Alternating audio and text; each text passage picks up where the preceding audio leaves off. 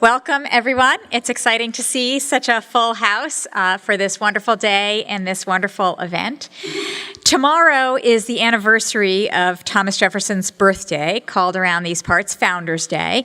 And on Founders Day, the University of Virginia and the Thomas Jefferson Foundation at Monticello jointly present the Thomas Jefferson Foundation Medals to recognize achievements of those who embrace endeavors in which Jefferson excelled and which he held in high regard.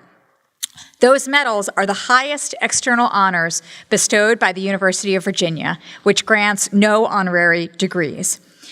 For Founders Day, tomorrow, the Honorable Frank H. Easterbrook will become the 2018 recipient of the Thomas Jefferson Foundation Medal in Law. It is my honor to introduce him to you today, and it is to my benefit and the benefit of all of us here that he will speak to us on the Supreme Court and business litigation. A distinguished jurist, teacher, and scholar, Judge Easterbrook has served on the United States Court of Appeals for the Seventh Circuit for over 30 years. From 2006 until 2013, he served as Chief Judge of the circuit.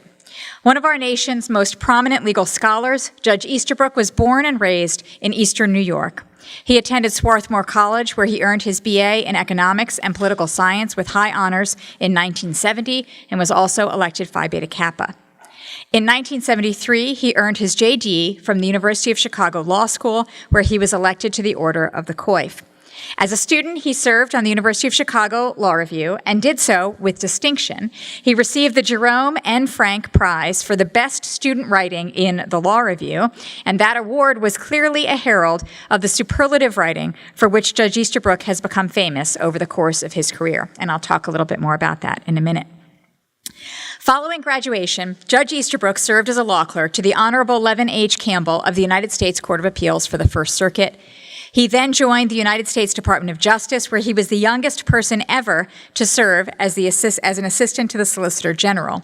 Within 4 years, he was promoted to the rank of Deputy Solicitor General of the United States. While in the office of the Solicitor General, Judge Easterbrook argued 17 cases before the United States Supreme Court, including 5 in one term alone.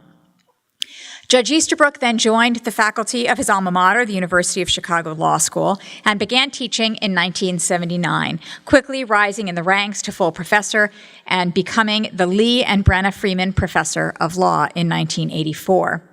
Though he was confirmed as a federal judge the following year, Judge Easterbrook stayed true to his calling as an educator and continued to teach law courses at the University of Chicago. For numerous years after his appointment to the Court of Appeal, he taught as many as 2 to 3 courses a year, while also a full-time judge, and these courses were considered must-haves by students at the University of Chicago. He remains on the faculty today.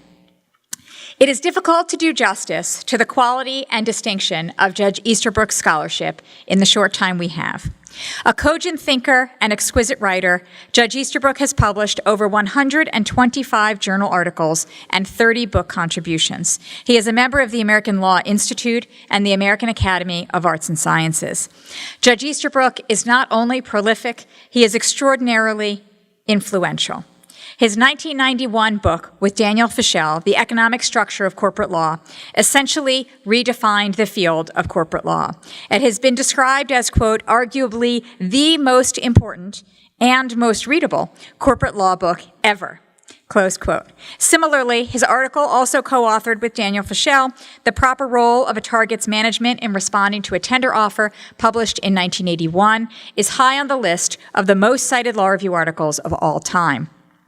Within the fields of antitrust and corporate and securities law, he has 3 articles that are among the 10 most frequently cited of all time in their fields. The Limits of Antitrust from 1981, the previously mentioned Proper Role of a Target's Management in Responding to a Tender Offer, and Corporate Control Transactions from 1982. Most full-time law professors who are not also full-time federal judges would consider it quite the coup to write anything even as half as widely read as a single one of the things I just mentioned. Judge Easterbrook's sustained, repeated, and varied scholarly interventions are, quite simply, phenomenal. As a judge, Judge Easterbrook's opinions have been equally influential. With surgical precision, he, quote, cuts to the heart of an issue with skill and pressure, close quote, using, as Supreme Court Justice and former UVA law faculty member Antonin Scalia described, quote, clear and trenchant, close quote, writing. Justice John Paul Stevens, before whom Judge Easterbrook argued cases as a newly minted attorney, remarked on his, quote, characteristic brilliance as a circuit court judge. Said Saul Levmore, former dean of the University of Chicago Law School and also a former law professor here, quote, course after law school course has changed for the better as Judge Easterbrook's opinions have made their way into the curriculum, and I'm sure the students in the audience will agree. As both a judge and a scholar, Judge Easterbrook's work crosses boundaries, bringing the insights of economics to legal thinking in a way that advances both fields and in both the academy and the real world of law and business.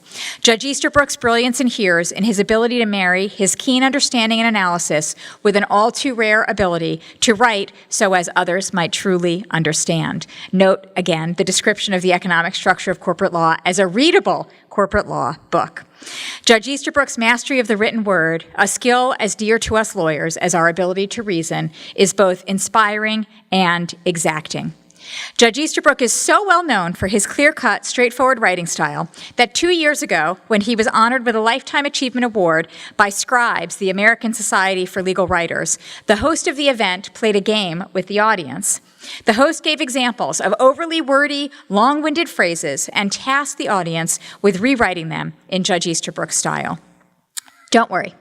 I won't ask anyone here to do that today, but it is a worthy challenge and one to which we should all aspire each time we take up our pens.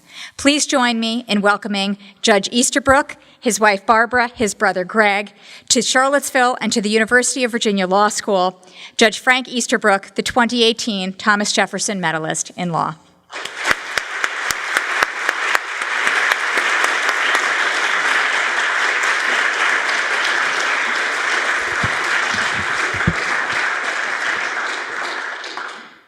Thank you so much. I trust that all of you at the University of Virginia have received ample lessons in how to discount overly enthusiastic introductions. So I'll be happy if 10% of that is true, and you may have a chance to discover for yourselves which 10%. I'm delighted to be back in Charlottesville and at this great law school. Way back in 1984, Dan Fischel and I delivered here a paper about mandatory disclosure in securities law as part of a conference on the 50th anniversary of the SEC. And not so long ago, I gave another business law talk at the 75th anniversary conference. So I thought it appropriate to return to business law on the occasion of receiving the Thomas Jefferson Medal. Maybe I'll get another chance at the SEC's 100th anniversary conference in 2034. For the last few years, a theme in press coverage of the Supreme Court has been that the justices have become more favorable to business interests. And the undertone is that they've become too favorable to business interests. These stories, which are echoed in law reviews, led my colleagues Lee Epstein, Bill Landis, and Dick Posner to do an empirical study. I'm going to call it the Epstein study from now on. They started with databases maintained by political scientists and made some adjustments. Actually, they made a lot of adjustments, having found that something like 79% of the cases they looked at carefully had been misclassified in one or more ways. They're usually classified by undergraduates. That's how you do big data these days. The Epstein group then asked two kinds of questions: whether businesses won or lost their cases in the Supreme Court, and whether the results were liberal or conservative. They asked those questions for the court as a whole, and for each justice in a sample of cases from 1946 through 2012. They defined a result as liberal when consumers, employees, or government beat corporations, or when small corporations beat large ones. That isn't necessarily a good representation of the political or ideological spectrum, they acknowledged, but they needed to simplify in order to process large quantities of data. They found that the success of business litigants fell during the Warren Court, but has climbed since then and is higher today than the historical average. They also found that sitting justices vote more often for business interests than their predecessors, and that even the most liberal of today's justices vote for business litigants more often than moderate justices in the 1940s and 1950s. While Chief Justice Roberts and Justice Alito are the most pro-business in the whole sample. And they found that after the appointment of Roberts and Alito, other justices, particularly Justices Scalia, Kennedy, and Thomas, became more likely to vote for business interests. Now, that last finding ought to raise some eyebrows. No one else has accused Justice Scalia of being a weak-minded sort who could easily be manipulated by his colleagues. Surely he learned better than that while he was a faculty member here. Perhaps something is lurking behind the scenes. One possibility is selection effects. The court's docket is discretionary. The justices take the cases that interest them. And historically, they've reversed about 70% of the cases they decide to hear. If they become more interested in business cases compared with, say, search and seizure cases, and at least for me, that sounds like certainly a good thing to do, then the rate of grants in business cases relative to other things goes up. And as the grant rate goes up, the reversal rate in business cases goes up. So if business litigants are persuading the Supreme Court to grant review more often, their success rate is bound to rise. It just goes with the territory. And there can be no doubt that the justices now sitting on the court are interested in business law. Justice Scalia, who was on the court for a large part of the empirical study that I'm going to talk about, taught antitrust and administrative law at both Virginia and Chicago. Justice Breyer taught antitrust and copyright law at Harvard and was one of the architects of airline deregulation in the 1970s. Justice Kagan taught labor law at both Chicago and Harvard. Chief Justice Roberts practiced business law.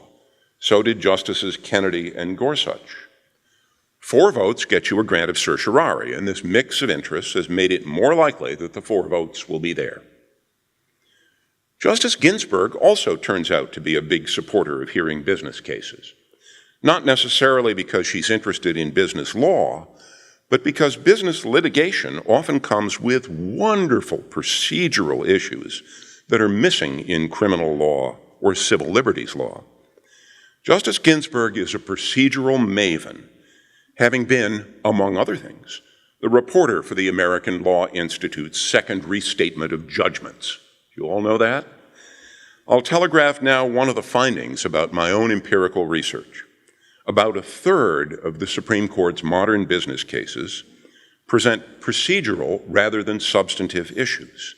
That is, they present issues about the conduct of litigation rather than who wins in the end, or rather than which set of substantive entitlements prevails. Procedural questions engage the interest of all of today's justices. So we get more grants of petitions filed by businesses, and that means more reversals. The Epstein paper found as few as 10 business cases in some terms. But I counted 40 business cases for the 2013 term, more than half of the court's docket, and 27 to 35 business cases in other recent terms. Given the 70% reversal rate, business wins more often.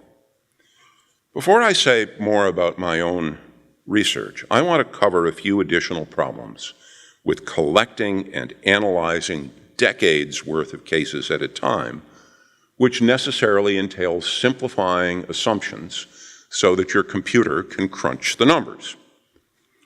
One assumption is that the identity of the first named litigant in the caption identifies what makes a business case. So if the caption reads Smith Corporation and Jones versus Green, the Epstein paper calls it a business case. If the caption is Jones and Smith Corp. Against Green, the Epstein paper calls it not a business case. Similarly, that study ignores litigants that serve as proxies for businesses.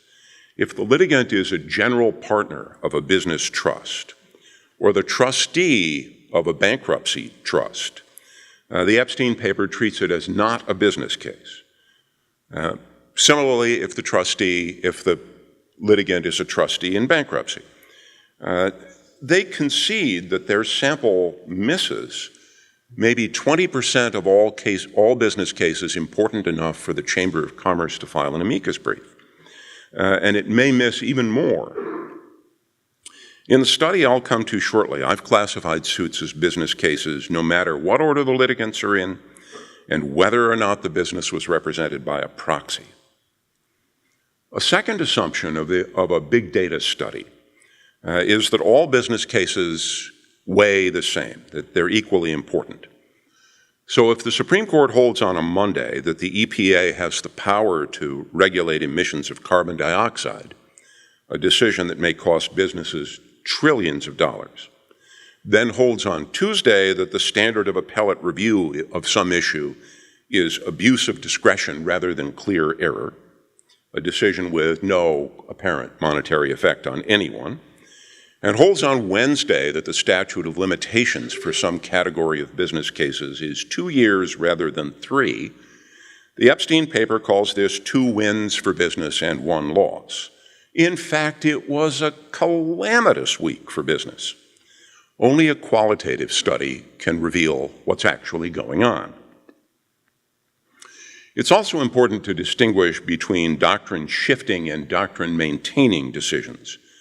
What if it turns out that many business cases in the Supreme Court do nothing but maintain established doctrine, rejecting efforts by, entrepreneurial appellate judges like me to make some change in the field, while otherwise not doing anything except keeping the judges of the Court of Appeals in line? If that's what's going on, and if the real change might be some changes by the justices in an anti-business direction, just counting heads is not going to help. It really takes a qualitative inquiry, to figure out what's going on. And of course, finally, there's a background assumption that business is a distinctive unit of analysis. In some categories of litigation, that's sensible. A judicial decision rejecting an antitrust claim may allow entrepreneurs to exploit consumers. But in other cases, businesses can't make abnormal profits no matter what the court does, for Adam Smith's reason. Competition among firms operates as an invisible hand to pass the gains back to consumers. Or maybe it passes gains to investors, many of which are like the endowment of the University of Virginia, and many of which are controlled effectively by pension trusts for the benefit of workers. So I set out to conduct a qualitative review of business litigation in the Supreme Court. 34 years ago, I published an article evaluating the Supreme Court's business cases by sampling the whole docket once a decade for 40 years. I developed 3 criteria for assessing the court's performance, asking not who won a particular case, but whether the court adequately understood 3 principles. First, that to evaluate the operation of markets, one looks at how things change on the margin, not at average costs or average benefits. Second, that to assess effects, one has to look at their effects ex ante and not at just who gained or lost ex post.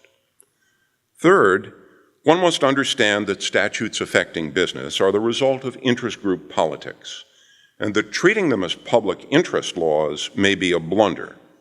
What we want is not more of whatever direction a statute points in, but an honest application of the deal that was struck in the legislature.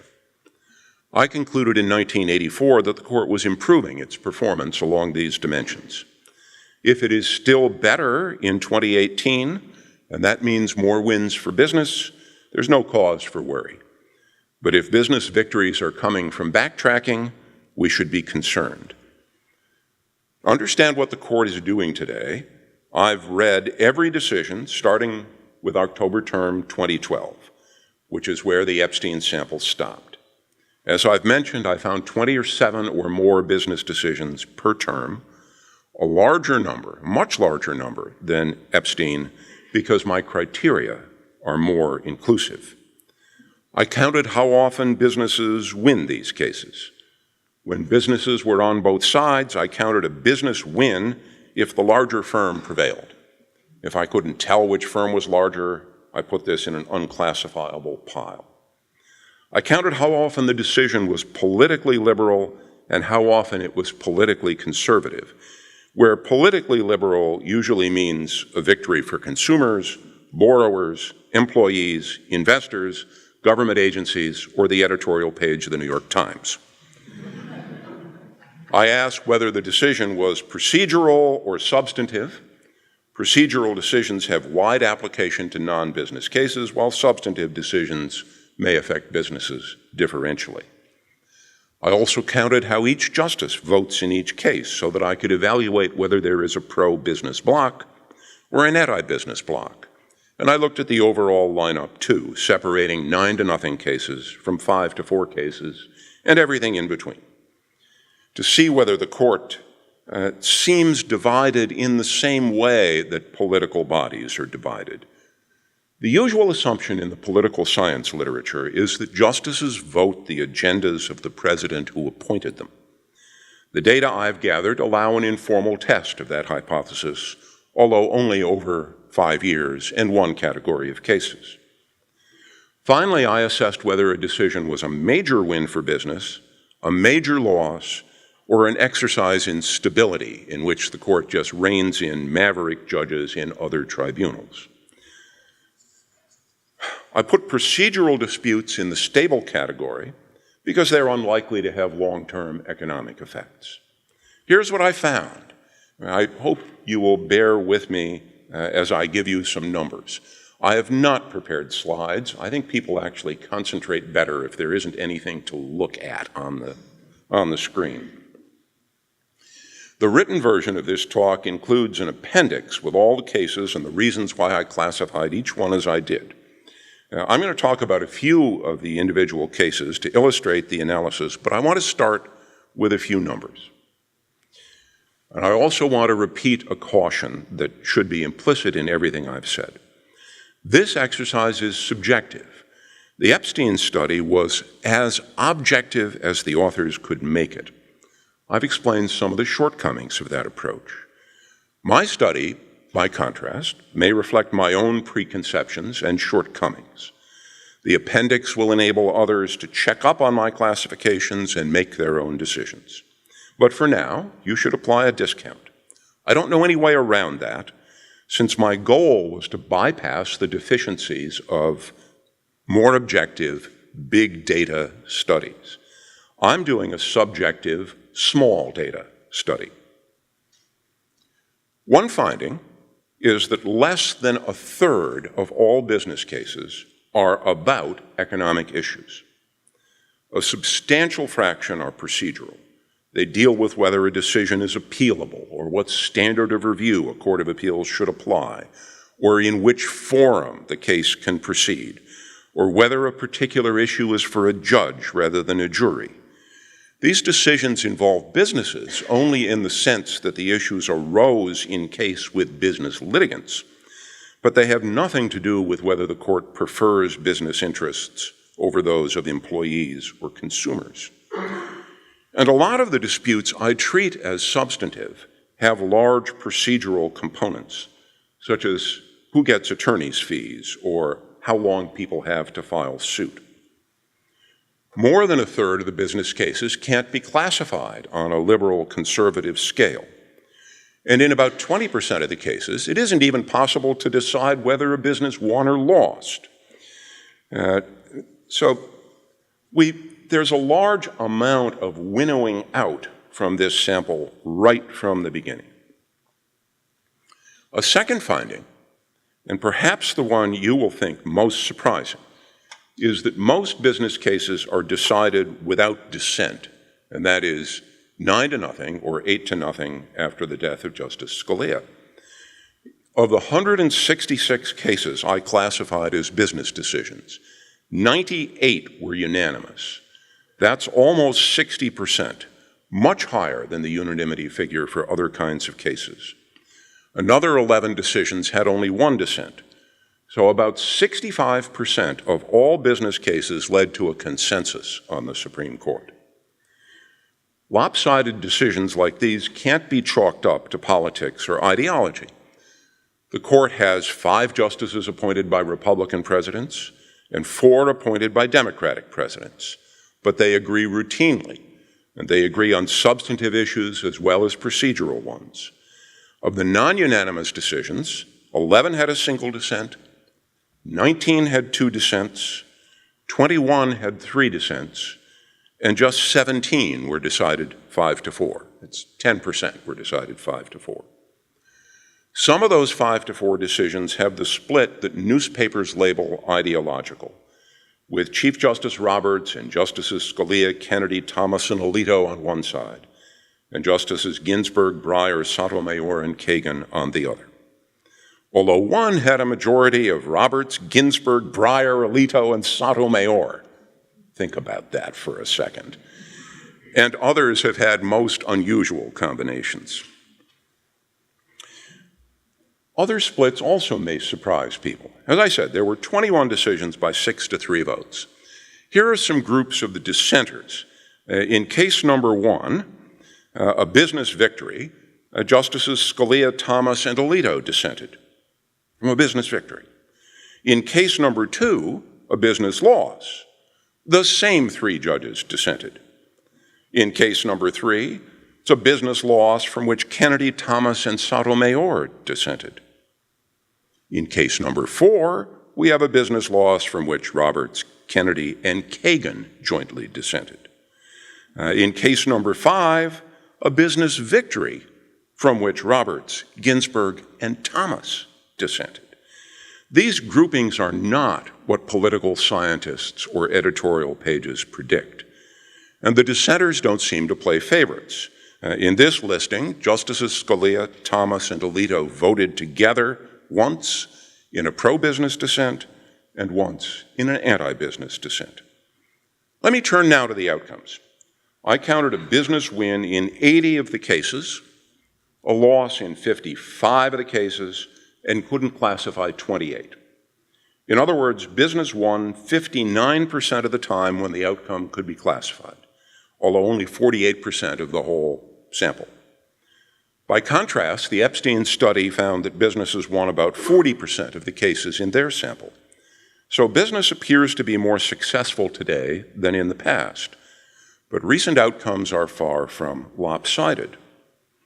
Political scientists and the press usually want to evaluate liberal versus conservative outcomes. Now, that assumes a single dimension of analysis. The world is more complex than just left and right, but let's put that to one side for now. I'll treat a decision as liberal if consumers, employees, investors, or the government prevail over a business, or if smaller businesses win over a larger one. I also classify a case on a liberal-conservative line if it has obvious political salience, taking account what political parties and the editorial pages are saying. So what has happened in the past 5.5 years? I counted 61 liberal decisions, 65 conservative decisions, and the rest not classifiable. Are you all still in your chairs? You all know that the Supreme Court is conservative, right? But liberal and conservative business decisions are equally likely, and some of the liberal decisions have had major consequences. Here are 2 examples from environmental litigation.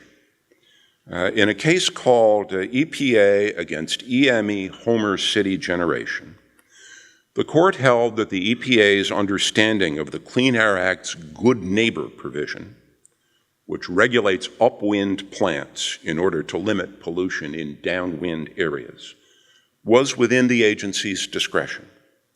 This rule imposes substantial costs on businesses. It's a liberal outcome in any typology.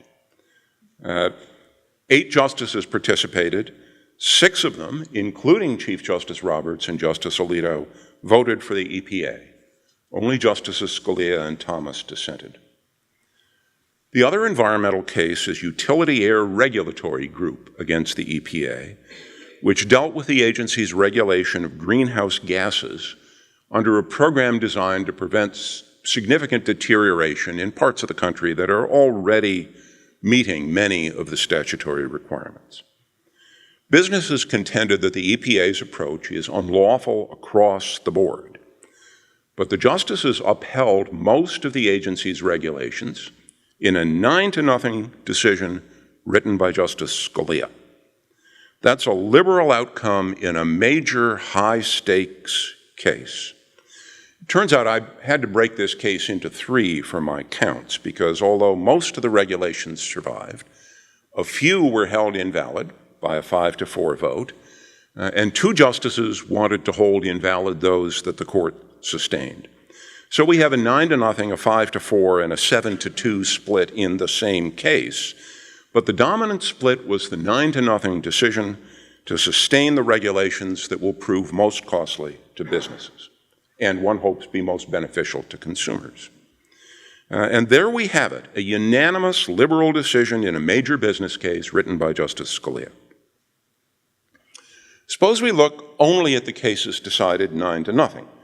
Do we see a different breakdown in liberal versus conservative outcomes? In other words, does the court decide the liberal way only when 1 or 2 of the conservatives defects? That's not what I found. Of the 98 unanimous decisions, including the dominant 9-0 outcome in Utility Air Group, 33 were liberal, 34 were conservative, and 31 lacked any left-right component. What this tells us is that the court is in substantial agreement across the board, and none of the justices appears to be a reliable friend or reliable opponent of business litigation. To give you a sense, I've mentioned 2 cases. To give you a sense of what these unanimous decisions are doing, I want to give you capsule summaries of 4 of them. In Air Wisconsin Airlines against Hopper, an airline fired a pilot who had flunked a checkout in a flight simulator. The pilot became agitated, and the airline reported to a federal agency that the man was potentially unstable and could be dangerous, since many pilots are licensed to carry firearms on board. The ex-pilot sued for defamation and won, but the justices unanimously reversed, ruling that substantially true statements can't be penalized in light of a qualified privilege in the Aviation and Transportation Security Act. I count this as a conservative, pro-business ruling, since an employer prevailed over an employee, but the real winners were not businesses, but members of the flying public, who face less risk from potentially unstable pilots who may still be carrying credentials that let them take guns through security checkpoints. In Clark against Ramaker, a debtor in bankruptcy wanted to exempt from creditors' claims about $300,000 that she had inherited when her mother died. The money had been in her mother's retirement account, and the daughter contended that after the transfer at death, it continued to be a retirement account and thus exempt from creditors' claims, even though it had never been stashed away for the daughter's retirement and under federal law could not be treated as a tax-free retirement asset. The opponent was a bankruptcy trustee as a proxy for banks that had lent money to the daughter. The court unanimously held that the money was available to satisfy her debts. I count this as a conservative, pro-business decision because a bank prevailed over a consumer borrower. But again, the real winner was not lenders, or for that matter, even the banking industry, but borrowers in the future. For in competition, borrowers will be able to get money at lower rates of interest when the obligation to repay is stronger. In Fifth Third Bank against Dudenhofer, the opponents were a corporation and its retirement plan on one side and the retirees on the other. The employer had established an employee stock ownership program, often called an ESOP, that concentrated holdings in its own stock. When the employer's stock market price cratered, retirees sued, contending that the plan's trustees had invested the money imprudently. The business argued, as some courts of appeals had held, that there is a presumption of prudence in investing in the issuer's stock, or even the trustees' decisions are immune from legal challenge. But the court unanimously held that there's no presumption of prudence, because you can look in ERISA until you're blue in the face and you won't find one there. The trustees can be liable for not making decisions in retirees' best interests. I count this as a liberal, anti-business decision, and I'm sure you can see why. My final example is a procedural decision that has a political valence. Many state judges are elected, or if appointed, they have to run for retention in regular elections. Businesses perceive that many elected judges are beholden to the plaintiff's bar, which puts up a lot of the money for their campaigns. I'm not vouching for the truth of that belief, but no one doubts the belief's existence. Business interests persuaded Congress to enact the Class Action Fairness Act of 2005, which allows defendants to remove to federal court class actions provided that the class has at least 100 members and the aggregate stakes are at least $5 million. Another provision defines a mass action as any suit in which 100 or more litigants' interests are proposed to be tried jointly.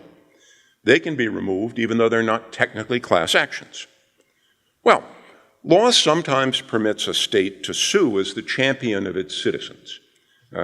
These parens patriae actions, as they're called, have put the interests of everybody in the state on the line, but they have only one plaintiff, the state itself.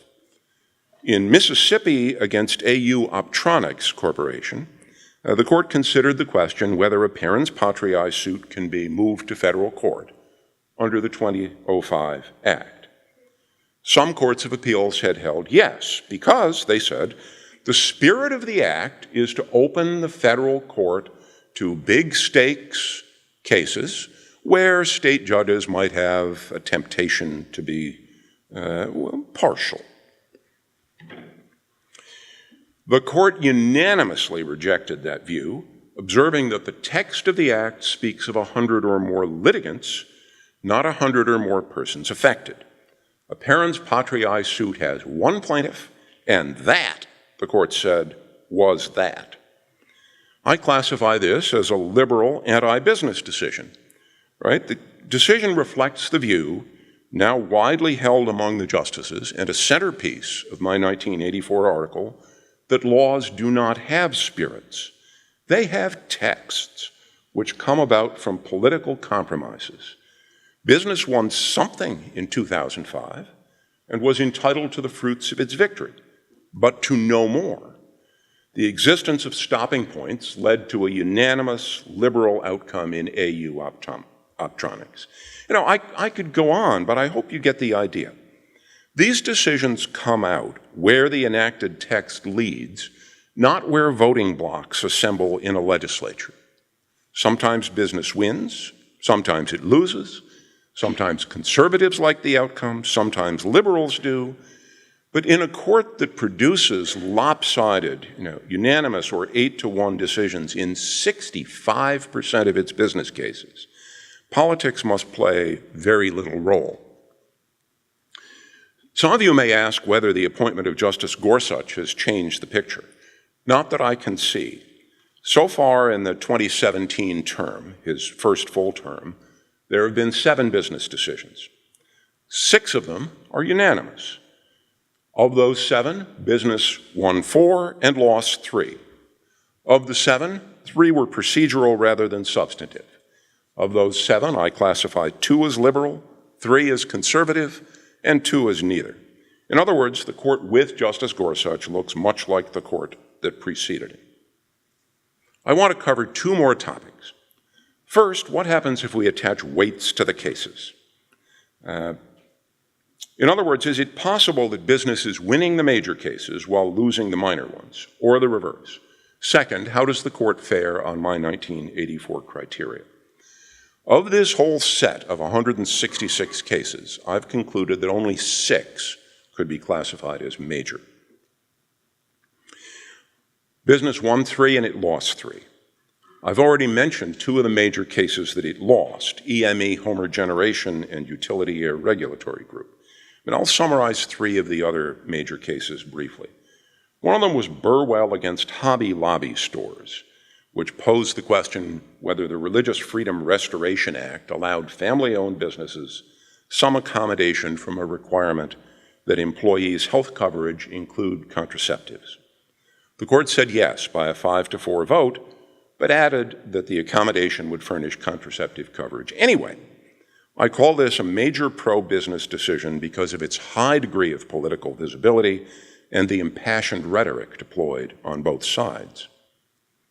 In Halliburton against Erica John Fund, businesses asked the Supreme Court to overrule the fraud on the market doctrine, which makes it fairly easy for investors to bring class actions based on securities fraud.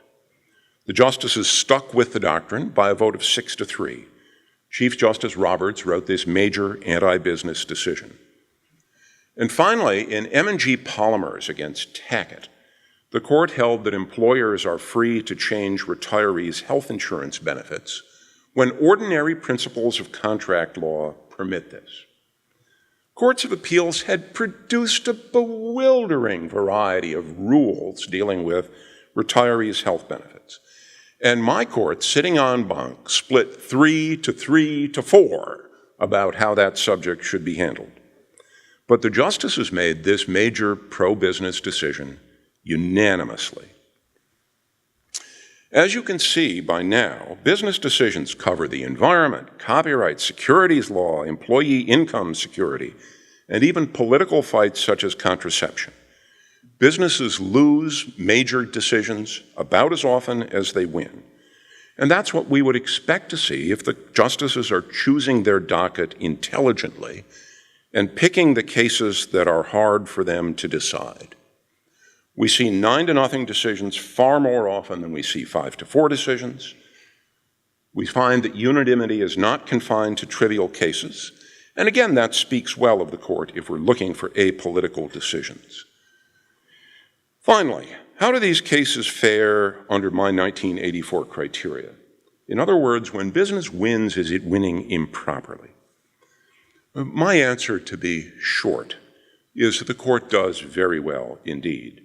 As I've mentioned, the principal reason it's able to produce unanimous or lopsided decisions is that the justices understand that statutes are political compromises. They don't point in some direction and say, oh, go and produce more of that, however much more of that you like. Or the 1985 Act doesn't say, go minimize the role of state courts in business cases. Instead, the compromise covers how far to go.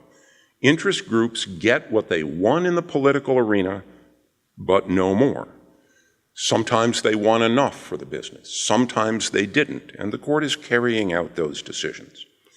In a world where judges set out to implement what they see as the goals behind statutes, we should expect considerable ideological disagreement, because how far to go questions lie at the heart of politics, and the divisions in the legislature will be replicated on the bench. But that just isn't how the justices think of statutes these days. It's why Justice Ginsburg can write conservative pro-business decisions, of which my sample has many, while Justice Scalia could write liberal anti-business decisions. I'm going to skip over my other 1984 criteria. This is, after all, just an oral presentation. The written version has more along these lines. But I do want to point out that my findings of my study differ from political science studies in part because I include unanimous decisions and in part because business cases are largely statutory. Everyone, on and off the bench, is tugged by beliefs that are properly called political or ideological. Justice Holmes called them our can't helps. Most judges try to control them. Carl Llewellyn, one of the original judicial realists, concluded that many aspects of the legal system facilitate self-control, leading to much less disagreement than would otherwise be expected. Statutes are another means of control because they create focal points around which judges can converge regardless of their personal beliefs and preferences. Sometimes statutes are vague, but they're less vague than constitutional doctrines such as equal protection and due process. The more content is in legal rules, the less the scope of judicial disagreement, even when justices have substantially different preferences about wise public policy. And so I've found the average number of dissenting opinions in my sample is 1, while the average number of dissenting opinions in constitutional cases over the same period is 3. Consider the alternative. Suppose we predict that justices vote the party of the president who appointed them. How well does that prediction do? Well, first, it implies that all cases will be decided by 5-4 votes in the conservative direction and in favor of businesses. That's not remotely what happens. A prediction that the court will decide 70% of its cases, the historical average, in favor of the petitioner, or will take the same position as a majority of the courts of appeals in cases granted to resolve a conflict, does far better than a prediction that the justices follow politics. My approach, by contrast, predicts a substantial difference between cases that require the resolution of a dispute about a relatively concrete text and those that entail open-ended constitutional questions. And that's exactly what we see, and what we should expect to see if the justices are doing what they can to make legal rather than political decisions. And with that, I'll be happy to accept questions. I've only 2 caveats. First, I can discuss whether the justices are engaged in politics, but I can't discuss politics. And second, I can't discuss any pending litigation in any court. Those are important ethical rules for judges, but other than that, I'm at your disposal.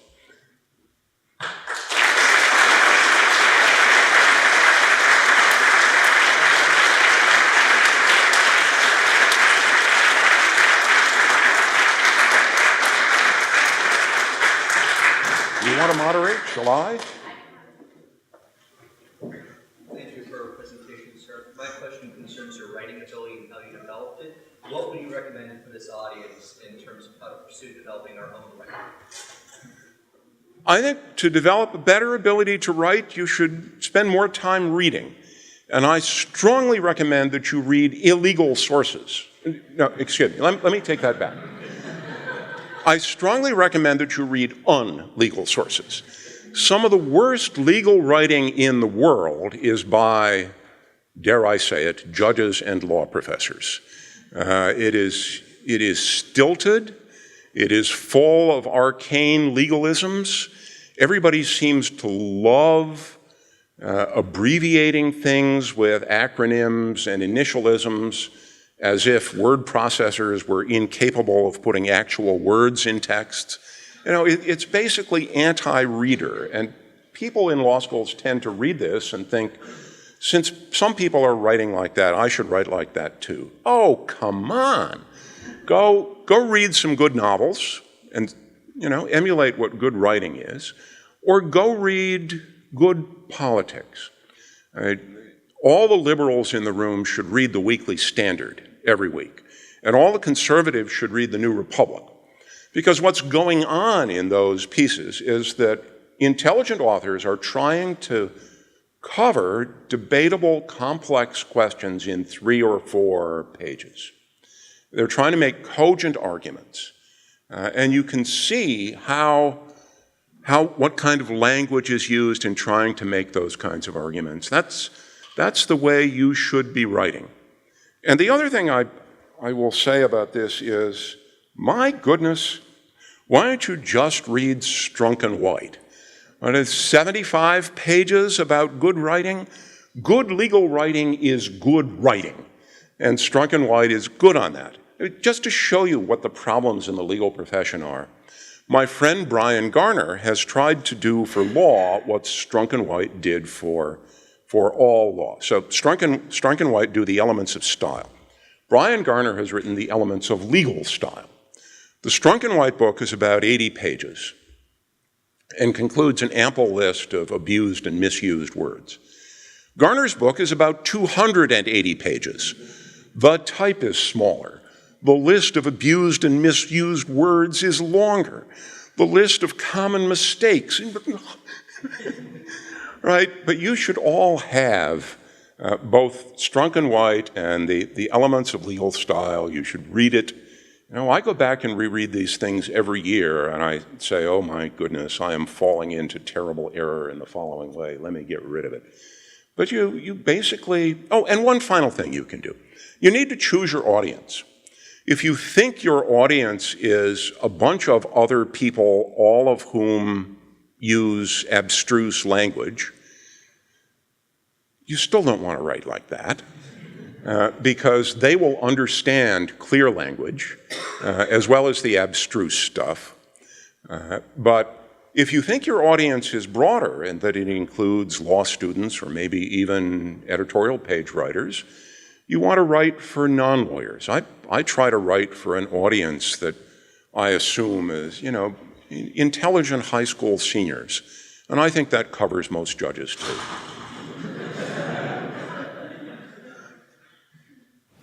As a follow-up to that, who is your favorite non-legal author? Who is my favorite illegal author? Well, if I were to say something like that, I would probably name a science fiction author, but unfortunately science fiction authors are not known for their grand writing style. I really do like Saul Bellow, and a lot of people don't, but I'll go with Saul Bellow. Thank you for your talk. You attributed some of the consensus on the court to the fact that the court's interpreting statutes, but in the case of antitrust or other legal documents, is it possible that there's just might be a lot of consensus on the court around certain substantive areas of law? Mm-hmm. Well, as I'm sure you know, the Supreme Court has decided that antitrust is really a common law issue. What I find actually quite surprising about antitrust decisions, other than the fact that these days there are almost none, there are very few, is that almost all of the antitrust decisions come down unanimously. And that's a puzzle for me, because for reasons I've given, I would expect more disagreement in antitrust cases than in cases under tax law, for example. Tax law is relatively much more directive than is antitrust law. Why? Well, I think antitrust has stopped being politically salient. We don't find big debates in the legislature these days about antitrust. And I think that the Chicago view of antitrust has largely triumphed. That is, that antitrust is a consumer welfare prescription carried out through microeconomic analysis. There used to be competing schools of antitrust, sometimes characterized as the Chicago School, and then there was the Harvard Structure Conduct Performance School, which was represented by Don Turner and Phil Arita. And when the Arita-Turner antitrust treatise basically threw in the towel and said, we're joining Chicago now, the basis of disagreement went away. With the exception of one interesting case, which had to do with stare decisis, you could not find a sliver's worth of difference between how Justice Breyer and Justice Scalia dealt with antitrust. I mean, I find that remarkable, but it's a fact of what's happened at the court.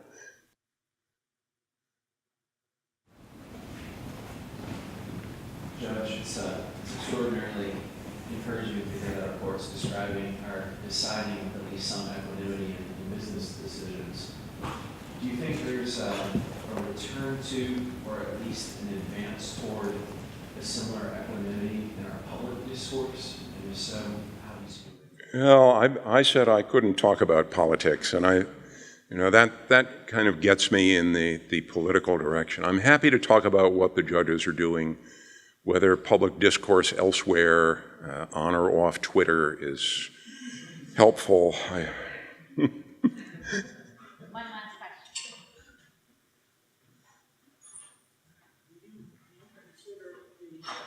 I'm sorry, could you raise your voice, please? Do you consider in your analysis the campaign finance decisions, and can you comment on those at all? Well, I can comment on the campaign finance decisions, but surely you're thinking about the Citizens United decision. It came down in 2010, which was outside my sample. And despite what you read about in the editorial pages of the New York Times, I count that as a liberal pro-business decision because it protected the New York Times.